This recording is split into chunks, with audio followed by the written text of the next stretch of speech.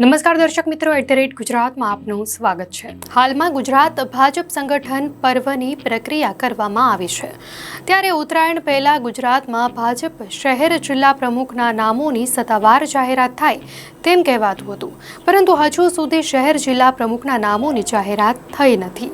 તેવામાં હવે પક્ષના વર્તુળોમાં એવી ચર્ચાઓ શરૂ થઈ છે કે જિલ્લા અને શહેર પ્રમુખોની નિયુક્તિ પહેલા ભાજપનું મોવડી મંડળ પ્રદેશ અધ્યક્ષની નિયુક્તિ કરી દેશે।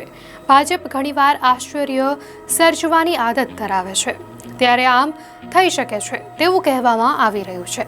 ત્યારે માહિતી અનુસાર સેન્સ પ્રક્રિયા પૂર્ણ કરીને પેનલોની યાદી લઈને ભાજપ પ્રદેશ નિરીક્ષકો દિલ્હી પહોંચ્યા હતા।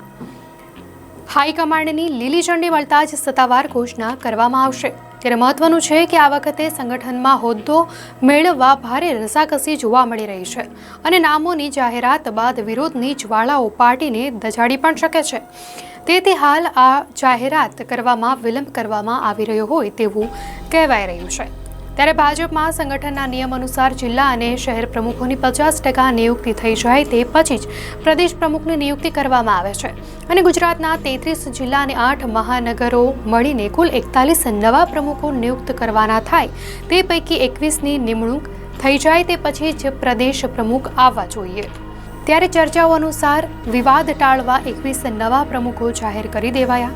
આમ શહેર જિલ્લા પ્રમુખની નિમણૂકમાં વિલંબ થતાં અનેક પ્રકારની અટકળો થઈ છે।